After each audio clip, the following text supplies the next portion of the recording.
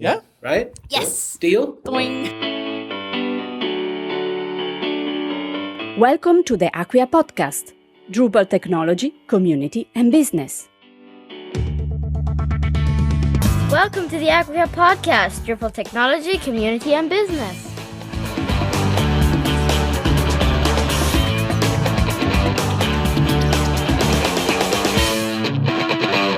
There's a module for that? Of course there is. So, Vladimir and I are in glamorous downtown New Orleans at DrupalCon 2016 in North America. How's your con been so far, Vlad? It was pretty overwhelming. It's my second con in US and third con altogether, and it's been amazing. Everyone should try it. Everyone should try at least one DrupalCon in their life. As you can hear from his accent, Vlad is from Australia. Could I? You work for Technocrat, right? That's correct. That's correct. Yeah, I work for a company based in Sydney called Technocrat. How long have you been doing Drupal? I've been doing Drupal since 2009. I actually kind of gave up on enterprise back in the day and went to this small company that was run from a basement. And the owner came to me with a pile of paper like that and said, do you know Drupal? I said, I worked with Joomla before. And he said, well, here's all the passwords of my clients. Can you fix the sites? And it was few Drupal 5 sites and majority of them were Drupal 6 sites. So that's how I met Drupal, in the basement of the Queensland. Well, it's actually called Queenslander, the house. So it's like in the basement of the house back in Australia. So your introduction to Drupal was 100 rescue projects. About 50, yeah. not 100. So what did you think about Drupal after opening those up? Well, I don't think I had time to think about it. I was actually trying to learn it for quite a bit. So just doing it all myself, took quite a while and again was very overwhelming. But the interesting bit still to date, so it was, I guess, almost 7 years. To date, I keep learning every day, which is, I guess, the most exciting part. Have you been paying attention to Drupal 8? Have you been excited about that? Yeah, I actually just certified as Drupal 8 Acquia certified developer, and we just released 2 projects as a part of Technocrat. We released 2 Drupal 8 projects into the wild. Wow. So what are you most excited about technically in Drupal 8? Like, how is it going to make your job better? Well, it's already doing it. The fact that it packages a lot of stuff that before we used to use as a modules, so making it more stable is one thing. The second, and I guess the most exciting bit, that it kind of comes with hidden gems like Backbone, Front-End Library, and Symfony. It's invisible for a naked eye for a person who starts doing Drupal 8 or just getting introduced to Drupal. But for us as developers, it brings enormous amount of stuff hidden that we actually can leverage and use. So that's very, very exciting. What would you say your favorite thing about Drupal is in all these years? That's a tough one. There's too many things, but I guess community. Yeah, so basically, wherever I go, DrupalCon in US. I haven't been to any Drupal events in Europe yet, but in Australia as well. It becomes like a second family. Yeah, I feel really privileged to be able to have close friends that I can see 2, 3, 4, 5 times a year all over the world in different places. And, you know, you sort of pick up the conversation that you're having before, keeps going. It does feel sort of like a family, but the good kind of family, I guess. Mm. So you might know that I grew up in New Zealand, and you're on the Drupal South organizing team this year for 2016. When and where is Drupal South going to be this year? So this year, Drupal South is actually coming to Gold Coast, which is on the east side of Australia. Coming from very cold and rainy Melbourne last year, it's actually would be nice to see a sun. So we decided to do it right on the beach on Gold Coast. Originally, Drupal South used to be called Drupal Down Under because Australian and New Zealand event were 2 different events. So at the moment, packed together as Drupal South. So, last week of October, for those of us in the Northern Hemisphere, if we want one more dose of warm weather, we should come to the Gold Coast. What can people expect from a Drupal South? Is it 80 people in a university basement, or what's it like? We keep going back to basements. No, we're actually going up this year. So I'll talk about that a bit later. But what's actually happening is few people came to me during this conference and say, "So what's Drupal South? Is it actually another Drupal camp?" So and I'm saying, no. We actually have 3 Drupal camps in Australia every year, and this is the actual conference. So this is pretty much what, if any of you came to DrupalCon 2030 in Sydney, that's going to be exactly what it was there. So we're looking at approximately 350 people sharing the knowledge. There are some similarities with DrupalCon. In fact, DrupalCon is a big inspiration for me, but also it's going to be a bit different. So there's going to be a few differences.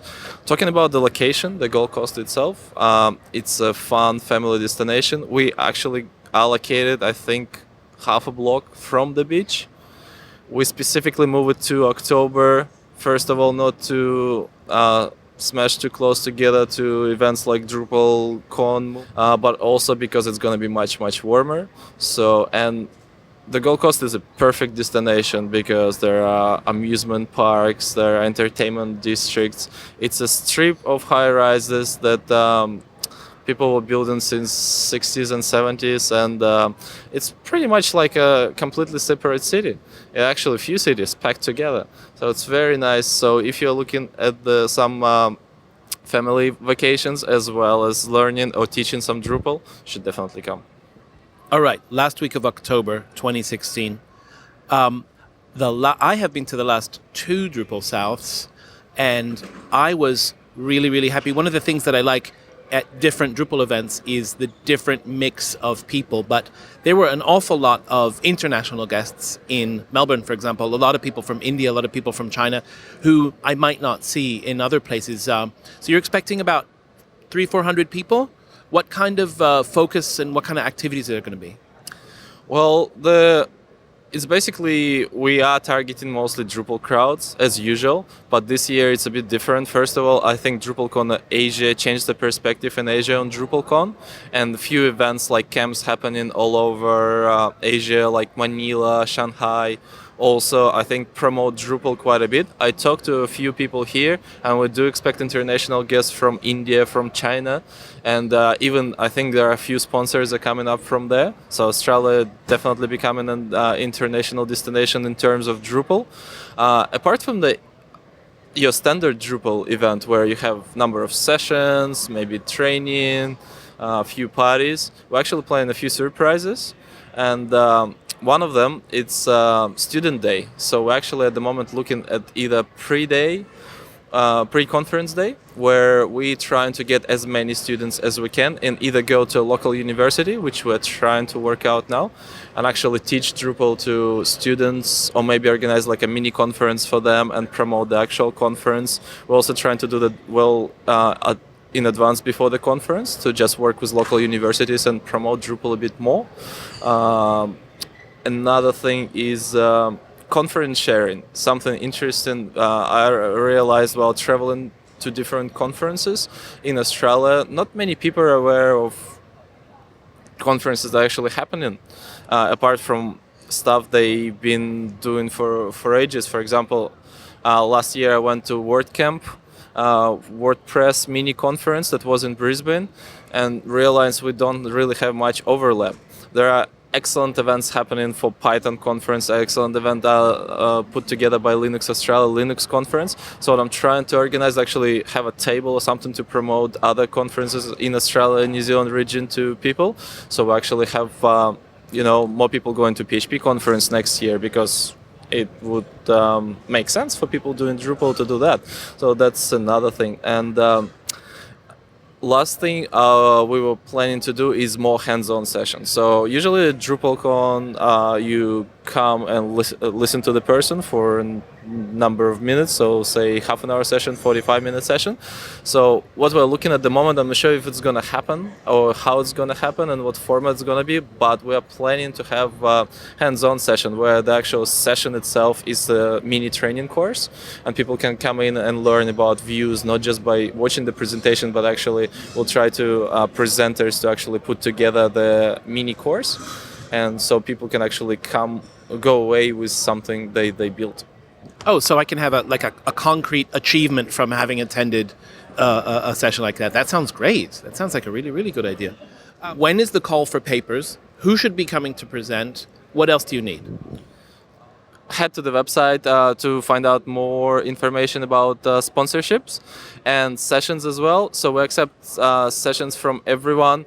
If you're using Drupal as a company, if you're planning to use Drupal, if you have any experience in Drupal whatsoever you want to share, we're going to have not that many actually session tracks, but we will definitely have a distinct line between development, project management, and business. So that's something that I also have a strong opinion about, because a lot of project managers and businesses came to me and said, look, we are non-technical people and we also want to share. On the same note, a lot of advanced developers came in and complained about not having enough advanced sessions. Nobody is ever happy. Yeah. That's true. That's true. But we're actually trying to cater for that. Although conference is not very big, we're really, really trying to do that. So head to the website. There is a sponsor section there. There is a call for paper session there. Submit your session. I'm sure we're going to have a good conference. One more thing to add is I was talking about heading up before. So one of the thing is we having the conference at Q1 building. It's a Q1 resort building. It's I think it's a 80 something floors building. So it's one of the tallest on Gold Coast. It used to be tallest, but someone already built much higher. So we're actually gonna split the conference between level 2 and level 78. And we're going to have an access to an observation desk. So that's one of the reasons to actually come in and see the Gold Coast from the level 77 and 78. What's that website? The website is goldcoast2016.drupal.org.au. So it's a Gold Coast, one word, 2016.drupal.org.au. All right, I will link to that in the show notes. I just want to say that I've been to a PHP conference in a hotel where the sessions were divided between the ground floor and the 6th floor. And being Germany, their elevators are small and slow. Make sure you give us enough time to get between sessions in the elevator, taking into account how many elevators there are, because it jammed up the process at this thing that I've been to before. Well, I think we're not gonna split the actual sessions. We're either gonna do some sponsors talks up in the sky, or maybe have coding lounge or something like that. That would be cool. This is Vlad. He's on the team for Drupal South 2016, which is happening in October, and it sounds like it's going to be a great venue. It sounds like it's going to be a great opportunity to combine it with some vacation time. Very, very, very nice. I have been to a couple of these in the past, and I really, really enjoyed them. And I've been to another Drupal conference in Australia, and I've gotten a lot out of them. So this is a great community if you want to come and meet some new interesting Drupalists. I would say it's very, very likely to be a good conference. All right, Vlad. Great talking to you. Have a great rest of DrupalCon. If you can see behind us, the lunch queue is starting to move. Uh-huh. And it's time to go get some food. Take care, man. Good to see you. Thanks a lot. Thanks a lot, Jem.